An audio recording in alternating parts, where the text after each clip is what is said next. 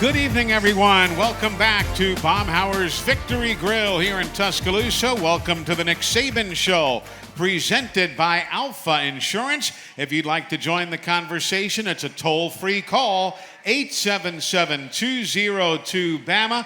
Coach, great to see you. You know this gentleman here, Jim Dunaway, alongside of us. Yeah, Jim's been around for a long time. He has. And stayed in Birmingham the whole time, too. The whole time. I look older, Coach. You look younger. No, I don't think so. I've lost my hair. Yours gets better looking every day.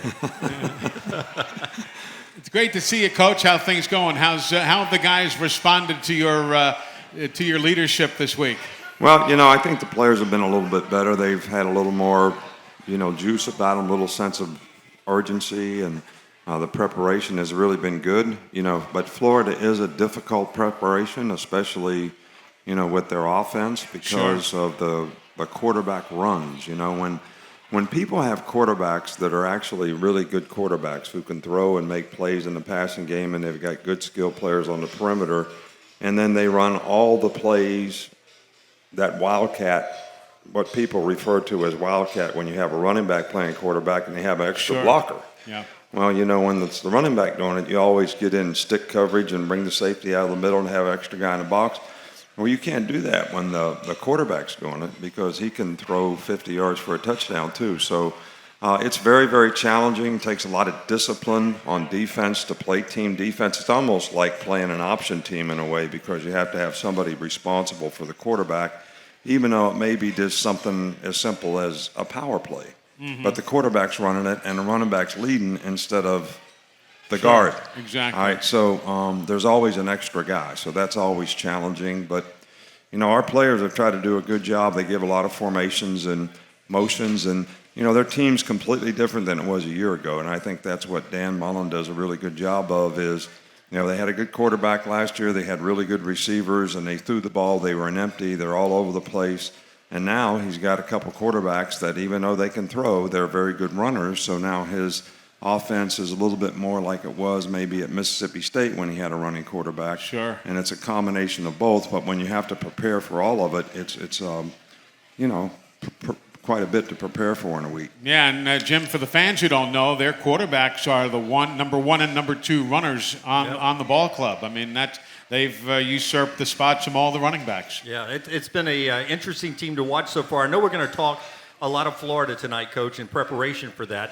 I've got my DVR set for A Football Life on the NFL Network Friday night. That's what I'll be watching before the game on Saturday, the Nick Saban story. I know you played football, you're a multi-sport athlete. I see you drive a boat. You're an elite, captain on a boat. I've seen you dance. You're a great dancer. I don't know if you sing or not. Was there anything when you were a kid that you wanted to be good at that you were not good at? I can't sing. You can't sing? Did you want to sing? Terrible. I mean, Terry punches me in church when I would start to sing. You can't even sing in church? She won't let me sing in church. It's embarrassing. So you can't even sing? Can't sing a lick. Oh, so that's the one thing then. The one thing. Yeah. Coach, we were talking about Dan Mullen. We've got a question here, and we'll just go right to it from the Nick Saban Show blog on AL.com. And Kent in Pensacola says, hey, Coach, how does the Florida defense differ this year from the group that Bama played in last year's SEC championship game? I know they've lost some starters. Thanks, and roll tide. Well, I think they have a very good defensive team, and Todd Grantham is a defensive coordinator, same defensive coordinator that they had for the last several years. Actually used to coach on our staff at Michigan State and have a whole lot of respect for him. They present quite a few problems, especially on third down, because they have a really exotic third down pressure, mugging up linebackers, getting in odd, double mugging on one side. I mean, a lot of things that create pass protection issues. So our players are going to have to really be on cue to be able to protect the quarterback. Probably their best two players on defense are their two edge rushers, which if you're going to throw the ball, you better be able to protect. And I think we need to improve on our fundamental ability to run the ball consistently. We started out fairly well in the first half of the Miami game, but second half not so good. Last week, very inconsistent. They had little smaller guys that were a little quicker and moved up front and created some problems. So we need to fundamentally get more consistent so that we can run the ball and have better balance. And I think that'll open up some play-action passes for us on regular downs, not just third down. Yeah. Speaking of the edge, how's Will doing? Will's doing good. He was good today. He practiced today, and, we'll see how it goes. When a guy has an injury like he has, it's pretty much you do a little bit more each day, but then you're always evaluating how do you feel the next day. Do you continue to make progress, or does you get sore and is it a setback? So it's kind of a day-to-day thing, but he did more today than he has all week, and good. Hopefully if that doesn't create an issue for him, he'll be okay in the game. Coach, our first phone call of the night, as always, brought to you by Alabama 811. Always contact 811 before you dig. To know what's below, call 811 or visit al811.com. Pee-wee is in Grand Bay, Alabama, as per usual, getting us going on the phone tonight. Hello, Pee-wee. Hey, Eli, how you doing, buddy? Good, man, thanks. What's up tonight, Pee-wee? Hey, Coach, this game coming up is going to be a very loud game. You've got a full stadium back in Florida for the first time in over a year. It's a marquee game. They're going to be all fired up. All of our road games are very loud, but I expect this one to be even more loud than what a normal road game would be. So communication is going to be at a very prime. How has the work been about that this week with the added noise that we are expecting when we go down there? Well, we always practice with noise on Thursday, and we practice today with, a lot of noise indoors. We got a lot of new players on offense. We have a new quarterback.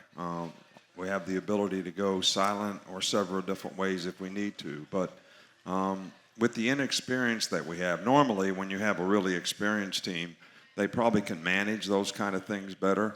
But I think, one of the keys to the drill in this game is, you got to really have we always talk about discipline, but you also got to have obedience. You got to be able to stay obedient, play in and play out, regardless of what happened on the last play. That's how you have to play on the road, because there is noise. We may jump off sides. They may make some plays. We may make some plays, but we still have to keep playing one play at a time, and you got to be. You have to have obedience and, look long term, look forward, don't look backward, don't get frustrated, don't get affected by the crowd, don't get affected by anything, and just stay focused on what you have to do in the game. And I think that gives you the best opportunity to be successful. So it's everybody staying focused is what really, really helps you when you have to deal with crowd noise and those types of things. And obviously, the best thing to do is if you play really well and you execute really well, you make everybody sit on their hands when they have nothing to cheer about, then that's the best scenario. But we're going to have to execute with great consistency to be able to do that. Yeah. Coach, right out here in front of us, a visitor here at Baumhauer's with a question. Good evening. Hello, Coach. This is very similar to the one you just asked. What mental aspects of the game does the team need to prepare for going into a hostile environment like Gainesville? Well, I think there's a lot of things. I think that if anybody can imagine you against 100,000 people, because that's what it feels like when you come out of the tunnel. So you have to have really great, strong mindset to be able to stay focused on what you need to do and not let that impact or affect you. And almost turn it into something that's a positive for you. Like, we're going to show these people and we want to make them sit on their hands and don't give them anything to cheer about. And, one of the things that I used to tell the team is, can you defeat the crowd too? I mean, can you execute well enough and control the game well enough that at some point in time they lose faith in their chances of having a chance to be successful? But, that takes a really strong mindset, lots of discipline, lots of, fundamental execution with great toughness, great effort. I mean, this is the ultimate challenge from a competitive standpoint. I coach in the NFL, Big Ten, but playing on the road in the SEC is one of the most difficult competitive challenges. But that's really what guys came here to play. That's why they came here. They came here to play in games like this. And the challenge is can you elevate your game under all those negative circumstances to be able to have the kind of consistency and performance you need to be successful? And when you do that, it's quite a feeling of accomplishment. Sure is. Thank you, sir, for your question. Jim Dunaway, jump in, sir. You know, we've been blessed to see you raise the national championship trophy 6 times here, 1 time at LSU. Back in the summer when they dedicated the street for the work with Nick's kids, you and Terry, the confetti went off, and you looked like you had the same accomplishment expression on your face that the team had accomplished something. Can I go back to that moment when the confetti went off and they dedicated the street? Could you share with us the team accomplishment that Nick's kids accomplished, and that was sort of the reward that day? Well, it was a great reward, and I think one of the things that we've been able to tie together with Nick's kids is when we have success on the field, we've been able to give back to the community in a very positive way. You know, we did the dedication for the 18th house, which was winning the 18th national championship. So we really changed the quality of life for a family, you know, for several families. And I think our players understand that, and it enhances them to want to give back to the community. And really, to me, Nick's kids is about my dad. So, you know, when the street says Nick's kids, I think of my dad, because that's kind of why we started this and how we do it and why we do it, to give back, because that's what, you know, our family wanted us to do if we ever had the opportunity to do it. So, but hopefully we can continue to have success, or we can even do more. Exactly. A 19th or a 20th or a 21st house would be very, very nice. No doubt about it. Now you sound like Miss Terry, Eli. Well, she's a nice lady. She knows what she's talking about, so I'll follow suit. We're going to come right back. We've got a whole lot more going on with the coach tonight. This segment of the Nick Saban Show is presented by Royal Furniture. Family owned and operated for 75 years, Royal Furniture has locations in Tuscaloosa, Birmingham, Memphis, and Jackson, Tennessee for your shopping convenience. Or if you'd like, you can shop online at royalfurniture.com. Royal Furniture, proud sponsor of the Booth Cam for all of the Crimson Tide football games this season. We are back in just a moment here on the Crimson Tide Sports Network from Learfield. Coach Nick Saban, there's nothing like those non-offensive touchdowns to get your day going in the right direction. Yeah, it was nice to block a punt, you know. Yeah. And I really thought we made some improvement on special teams. We had a couple of positive punt returns. You know, the big thing on special teams for us has been, you know, players have to make full-speed decisions on special teams. You know, whether you sit and fit on a guy, whether you pull off a clip so you don't clip them and just screen them. And we've had too many penalties, and I think a lot of we negated a couple punt returns with penalties, you know, last week. But you know, that's something we need to clean up, because I think that can be a real weapon for us if we can continue to make some explosive plays on special teams. By the way, I know on Sundays you're busily at work and you don't have time to watch the National Football League. Trust me, I watched a lot of it, and I mean, there were Alabama players everywhere. There were Alabama I got a call from a buddy of mine, not to drop a name, but Kevin Harlan, who did the Dolphins and the Patriots. He said, there were so many Bama players out there, you should have been doing the game. I mean, it was great to see. Yeah, well, we're really proud of the fact that I think we have 70-plus players on NFL rosters, you know, right now. Not all of them active, but some of them on IR, a few guys on practice squads, but 63 players. They sent me a statistical chart. $1.2 billion our 63 players are making in the NFL, which is number one in the country. Wow, I'm not surprised. Oh, and by the way, if I can go back to last week's show for just a minute. Again, I don't know if you saw the stats from the Tua and Mac game, but the two of them combined to throw to their tight ends 9 times. Successfully completed passes to their tight ends 9 times on Sunday. I just figured I'd throw that in for everybody's edification. Well, look, I think the quarterback's more important than the tight end. No doubt. So I'm going to give Tua and Mac all the credit for that. I hear you. I would too. I just wanted to throw that in. Jim, go ahead and join us. Well, I'll go off of the NFL thing. You know, Miami used to brag about how many NFL alums would come back on the sidelines for their big games, and they were talking about that in the broadcast, and then they were talking about the Alabama players that were back, and then they started panning your sidelines, and it was just one player after another that was there and showed up, and there were more Alabama alumni there than Miami alumni, which I think says a lot. How important was that when you got here to start building that culture to where they wanted to come back and support the program? That has to help you. Well, I don't think there's any question about the fact that we want players to come back because we want them to be proud of what they were able to accomplish when they were here. Sure. But we also, I think they all sort of revel in the fact that they'd like to, they're proud of what they accomplished here. They're proud of the culture that they created here.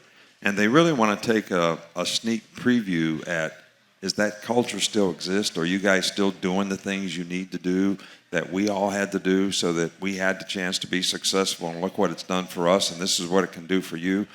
I really do think they want to see that because I've heard players, former players, and I've told these stories before, say to our current players, that's not how we do it. Right. I mean, because so they have pride in that culture, and I think that's really, really important to them. And look, I've coached in the NFL for 8 years.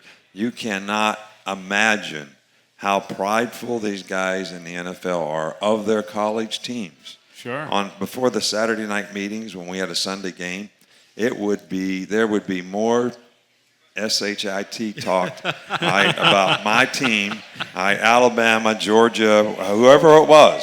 I mean, it was ruthless now. Sure. And there was a little, gambling going on too, I think. But that's great. Everybody's proud. They really are. And of course, we've got so much to be proud of. Coach, we've got a caller joining us from Pace, Florida. Steve, welcome to the Nick Saban Show. Hey, Coach. How you doing tonight? Good, Steve. How are you? I'm great. I just want to say I'm grateful and thankful to have you as a coach and for Eli doing play-by-play for so long and looking for a big W in Florida, hopefully. My question is twofold, actually. My first question is, back in 1970, and you can correct me on this if I'm wrong, but you were a student athlete at Kent State, I believe? That's correct. Am I correct? Yes, sir. Okay. All right. Yes, sir. Thank you. There was something that happened in 1970 in Birmingham, Alabama. I don't know if you remember it or not. It was September 12th, 1970, and it was played at Legion Field. And I don't know if you remember Sam the Bam Cunningham. He passed away earlier this month. Yes, he did. He was instrumental in that game. I don't know if you remember that or not. Certainly do remember. It was USC, I believe it was. They were playing USC. That's right. But they had a team of 18 African Americans that were playing in that game, and I was watching the biography on it, and Scott Hunter got on there and he said that the Bama D was like a tough as a $3 steak, and they just shredded the defense up. I mean, just all the running backs, Clarence Davis and Sam the Bam Cunningham, and John Hammond said that they just whipped our tail on both sides of the ball. But my thing is this: is that when when that game was over, it was like a big victory because they said Coach Bryant got that team, that USC team up there in Legion Field. But I was thinking that without that game being played, you might not have had the Devontae Smiths, you might not have had players like Derrick Henry, Mark Ingram, Jalen Hurts.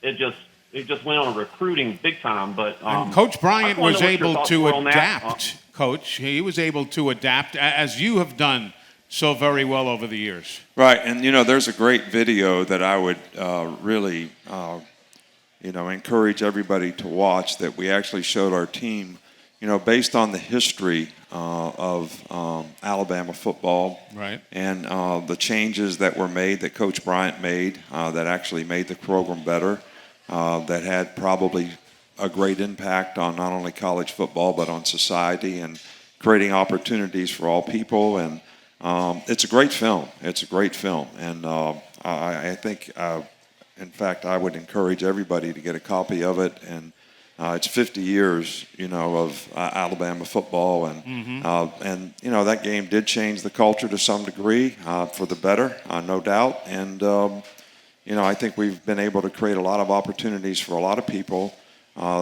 because of that, and I think that's a good thing. It is a good point, and thank you, Steve, for your phone call. Coach, over here we have a visitor at Baumhauer's with a question. Good evening. Can't hear her, I'm afraid. Back to Florida in this week.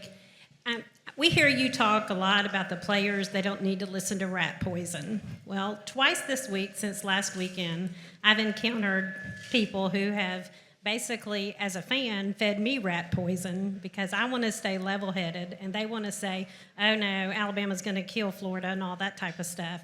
So what message do you have to the fans on how we can stay grounded when other people start talking rat poison about our team to us? Well, humility is a great thing. I always say the sweet potato doesn't have to tell anybody how sweet it is. So, but I think that it's important for the fans to remember that, this is a very difficult league that we play in.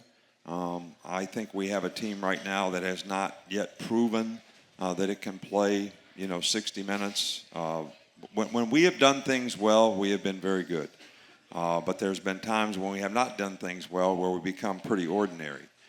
So it's important for us to be able to show that we can play with that kind of consistency in a game, which is going to be especially challenges against better teams, because this team that Florida has is the best team that we've played to this point relative to the players they have, how they're coached, and the success that they've had to this point. And I think when fans start to think that way, it's not good because they become complacent. They're not as supportive. They don't have the same passion and spirit. They take things for granted, no different than a player would. And I think that that's probably not good. And I enjoy it when people have, great passion and enthusiasm, and they understand that every year is a new challenge, and every year each team needs to be supported. And look, I say it all the time, but everything that I say about our team that's not really positive, the media kind of makes fun of it, as if that's just me, saying though. But what's the truth? Everybody, I tell the players this all the time, there's going to be a time in your life when you have to face the truth. You can't kid yourself anymore about what you're doing. You got all these dreams and visions about what you want to do, but that's all it is a dream if there's not any action to create the habits that you need to be able to have the success that you want to have. So it's no different for our team. And I think the more encouragement that we get from our fans and the more respect that they have for the people that we play, they're not going to be so frustrated if things don't go exactly the way we want them to go. It's challenging. It's challenging for us to get our guys to get where we need to be. I think we won. How many games have we won in a row now? 15, 16. Yeah. And my message to the fans will be, don't lose respect for winning. When you win too much, you lose respect for winning. Because you forget what it's like to lose. If you remember what it's like to lose, you're always going to have respect for winning, which means you will do the things you need to do to win, as a player, as a fan, as a coach, or anything else. So don't lose respect for winning. Good point. This is the reckoning part, right? I enjoyed that in the news conference the other day when you told the story about dinner and reckoning. That was good, and I enjoy your conversation about enjoying the journey too. Every game, not looking forward to a week 8 or the playoffs and stuff. There's some value in being where your feet are. That's your saying, right? Yeah, enjoying the journey. That's right. Can you talk a little bit about the journey your defense has transitioned from, say, early in your time in Alabama to where they are now? Because I still hear the same conversation that a running quarterback can be a problem for Nick Saban and Alabama's defense. How has your defense changed to where it is now in 2021? Well, obviously we're going to see how it's changed because we're going to face some really good quarterbacks who can run. But, to make a comment about something, and I think this is something I told the players, I think, yesterday, if you're committed to something, it gives you a sense of purpose to try to be the best that you can be. But then you have to go work to create the habits that you have to create on a daily basis to be able to do that. And I think that, we play so many different types of offenses, that it's hard to have a defensive system that says, okay, this is really going to be good against certain things. And to be honest, our system is an NFL system. So most systems that you have in the NFL, the quarterback doesn't run, Right. that much. So we've had to try to adapt the system to play more zone, to have more eyes on the ball, because we play a lot of man-to-man. We want to deny the other team the ball. All right, so when you do that, you're looking at your man. You're not looking at the quarterback. So if he takes off running, you got less eyes on the quarterback. So we've had to try to become a better zone team rather than a pattern match or man-to-man team. So, and I'd say that's probably the thing that we have to work on the most, because when you pattern match, you're not looking at the quarterback. When you play man-to-man, you're not looking at the quarterback. And then on the contrary, most college teams don't play those things.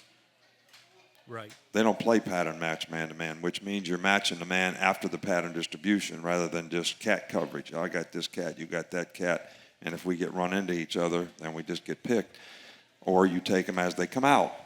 So when you do that, though, you're not looking at the quarterback. So that it's great pass defense, but it's also the front guys rushing better be able to control the quarterback. And when you get some of these really good athletes playing quarterback, that's a pretty big ask for the front four unless you got really athletic guys. Yeah, that's Coach Nick Saban. Jim Dunaway is our special media guest tonight, and this segment of the Nick Saban Show is sponsored by New Coke Zero Sugar. New look, improved taste, New Coke Zero Sugar. The Nick Saban Show, also presented by Alpha Insurance. Protect your cars, home, life, and business with Alpha. Get a quote or find a local agent at alphainsurance.com. Back with more of your calls, more questions for the coach in just a moment on the Crimson Tide Sports Network from Learfield. Great job again by the Alabama defense. And, of course, every interception by the Crimson Tide yields $1,000 to the Children's Hospital of Alabama. And that's great to see. So we congratulate the Bama defense. You're listening to the Nick Saban Show, presented by Alpha Insurance. For auto, home, and life insurance, call Alpha. Coach, you've always talked about, everybody ought to be able to go to every stadium and play everybody in the league and so on during the course of their career. That really came into focus this week. I mean, this is my 33rd year of doing these games. Only my 5th time to go to Gainesville. It's really strange how the schedule has played out over the years.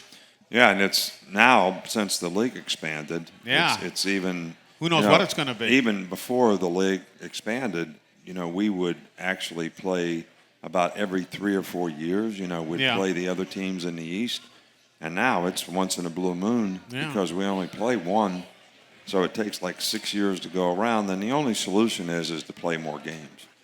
Or the other solution that's going to be on the table when we expand again is, people talk about pods. They don't understand what pods is. Pods is nothing but the way the NFL is split up. You got 4 teams in the AFC North and 4 teams in the AFC South. And sure. So we would have, pods in the SEC. So you would have 4 teams in your pod. You would play, 3 of those teams every year. But then you would be rotating 5 or 6 more games every year with the other teams that are left. So you see them more often. So you see them more often because there'll be 16 teams in the league, so there'll be 4 pods. Yeah. So you would play 3 in yours, and if we played 8, you'd play 5 other teams, or possibly 6 if we played 9. So you would be rotating around a lot more, playing a lot more different teams, which would be, I think fans would really like that. Yeah, I would think so. But you're right. It just hit me this week when I said, heck, I rarely ever go to Gainesville. Dale is on the phone in Moundville, Alabama. Hello, Dale. Welcome to the Nick Saban Show. Hey, Coach. Thanks for taking my call. Yes, Hey, sir. Dale. I was at the game Saturday, and Coach, I can tell you that this is much better in my opinion. I've been a fan for 50 years. This looks much like a Nick Saban Alabama defense, especially with Joe coming back. I believe we're going to be good, even much more better there. But I can see why you said this is an offense, a work in progress. It's still, I can tell we still need to work a lot on it. But my question is, I noticed that in the past you've had your offensive coordinators on the sideline. And this time, I think, if I'm not mistaken, Bill O'Brien's up in the press box. And I just wondered what the pluses and the minuses are to that and how you feel about it. Yeah, well, Brian Daboll was, in the press box. Jim McElwain was in the press box when he was a coordinator. I think everybody sort of has a little different flavor of style, whatever you want to call it, of where they feel most comfortable to call a game. I always called, to give you an example, when I was a defensive coordinator for many years in college, I always called the game from the press box. And I thought that was, you could have all your stuff laid out, what I'm going to call on third down, what I'm going to call on first down, what I'm going to call against this personnel group, whatever. So it was really easy to be organized. And then between series, you could actually look at all these things and decide what you're going to call next. Well, when I went to work for Belichick in Cleveland, he said, I want you to be on the sidelines because you're the one that installs everything with all the players. So you're the one that can make adjustments on the sidelines with all the players. So you got to call the game from the sidelines. And I was absolutely scared to death when we started that I would be able to do that, because now you just had to remember, like a guy taking the numbers, you had to remember. You couldn't write them down. You couldn't pull your sheet out and look at it and say, oh, what am I going to call next on third down? You just had to know against every personnel group and everything that you were going to do what you had to do. So it was much more difficult, but in some ways more effective, because you were with the players and you could have that impact with the players. Well, we have Doug Marrone and the other coaches that are on the sidelines, Wig as the receiver coach, who has been here. He's assistant head coach. He knows the system. So to split the staff up, it was really sort of the right thing to do. And Bill wanted to be in the press box, but he could do it either way, and he's done it either way. So, but it just balanced the staff out a little bit better to have, Doug and Wig on the sidelines with the players because of their experience, because they could make the adjustments. Bill can always make the adjustments with the quarterback. And, I think, it enhances your ability to call the game when you're in the press box because you don't have all the distractions that you have on the sidelines. So there's good and bad in both, I promise you. So it really is kind of up to the individual and the group that you have and how that works best with your team. Cool. Jim? For people that don't come to this in Tuscaloosa, they can't see it, but you have a lot of things you do in the commercial break, signing autographs and stuff. I was going to ask you if you need help holding something, but I didn't want to set you up for a joke. The Jordan battle thing this week. Tell me about Jordan and your personality that comes out occasionally, leaks out. You have this great rapport with the players, and I bet a little bit of that happened this week with you and Jordan. Well, I do this kind of joking around a lot of times with the players. I enjoy it. It's fun, especially when we're like having flex or whatever. And you have these things that sort of become habits with different players. Like when Derrick Henry was here, I'd walk by flex every day, and I would say, "How you doing?" And we had this speaker that said, you should always say, glad to be here. If you say to yourself, I'm glad to be here, it makes you have gratitude for being here. You don't think about all the bad things. You start thinking about all the good things. Right. So every day I walk past Derrick Henry, it'd say, glad to be here, Coach. And, it was kind of uplifting to me because sometimes I would have my head down or I'd be worrying about, what we were going to do or some player being hurt and who was going to take his place or whatever. And he'd say that, and I'd say, I get to do this another day. I'm glad to be here. All right, so I have a couple of my pet peeves. But most of them are, it's to anybody's imagination what this is, what these are. I mean, so it doesn't mean it's whatever you think it is. Right. All right. Now, if you think it's something bad, then it's something bad. All right. But it doesn't have to be anything bad. It can be whatever you think it is. Yeah. So, and I like to get on Jordan Bell. I hear you. Let's go back to the phones, gentlemen, and head down to Lafayette, Louisiana. Bo, welcome to the show. How are you? I'm doing great. Hey, Nick, I'm about the only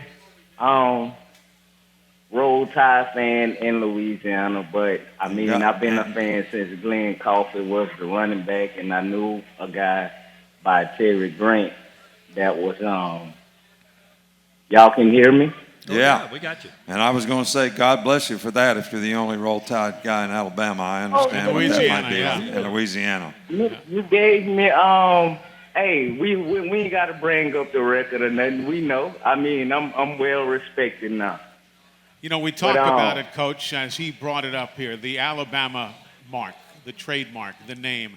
It's everywhere. It's everywhere. I mean, I had a buddy of mine just got back from Jerusalem, and there was a store in Jerusalem that sells nothing but Alabama memorabilia. Stuff's written in Hebrew, but he said, "You guys are everywhere." I said, "Exactly." Yeah. Well, that's great. I'm proud of the fact that I think the Alabama A has kind of become an iconic sign that everybody recognizes because of the brand. Not that we just created in football, but that we've created as an institution.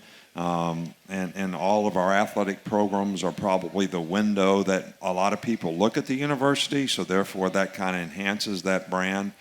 So I'm really proud of the fact that that's become something that people recognize. I think it's something that everybody in the state that associates with the University of Alabama and is a part of this state can be proud of. Exactly. So we're coming right back. A bit more to get to go with the coach and our special media guest, Jim Dunaway, who now hosts the Next Round podcast at thenextround.com. We're back after this on the Crimson Tide Sports Network from Learfield.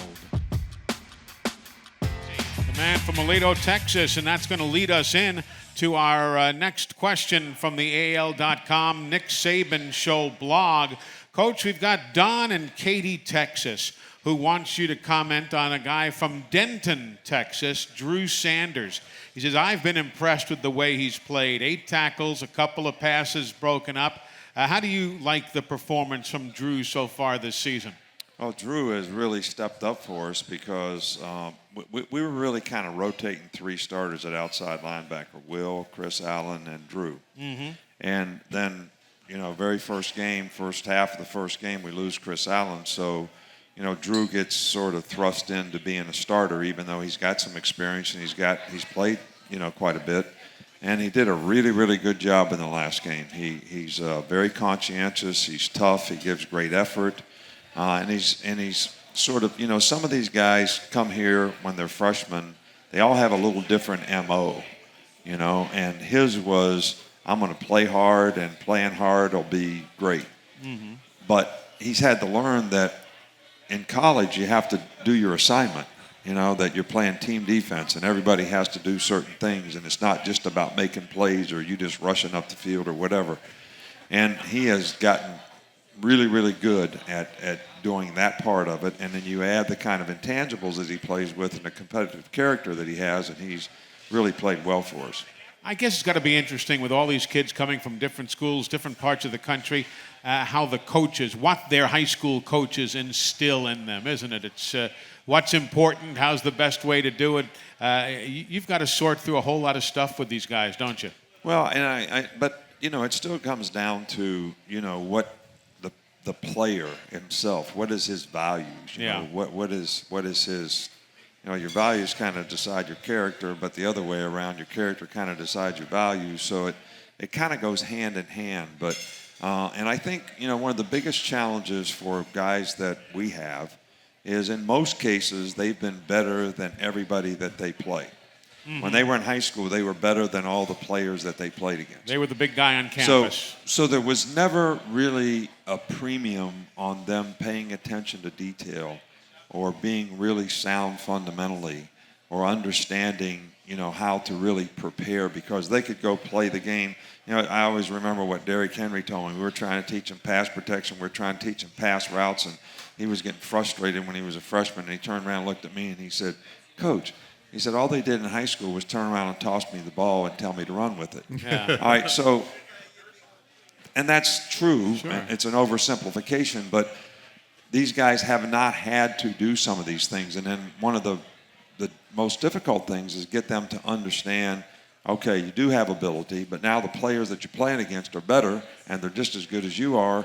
So there really is a premium on you learning how to do things technically sound, do it correctly, create the right habits, be a better practice player, because you need to develop these habits in practice. So that's challenging, for us, and to some degree too. And it doesn't really have a lot to do with the high school coach. It's just the fact that these guys were better than everybody they played against. Sure. Good point. Well, Coach, the clock on the wall says it is time for your final word tonight. As always, presented by Mercedes-Benz. Mercedes-Benz, the best or nothing. Yeah, well, I think collective character is vital to having a successful team, which that means everybody on the team buys into the principles and values of the organization and the standard that you set for everybody to sort of aspire to. And you can have all the vision and all the goals that you want, but without action, that's not really, it's nothing but a dream. All right, so if we're going to be the kind of team that we need to be, we need to continue to make progress toward playing with consistency and performance, so we can stack good play on top of good play on top of good play, which I think is going to be critical, in playing on the road in the SEC against good SEC teams, which we're starting with one this week in Florida. And I just think it's critical that our players have the obedience and discipline to stay focused on doing the things that they need to do, and don't get frustrated in the game. We had some guys get frustrated in the game last week. They got penalties because they retaliated. When you do that, you let the other team hijack who you are, in terms of all the decisions that you make. They're determining that. They're dictating that. If you're going to be a great competitor and we're going to be a great team, we have to dictate the game to the other team.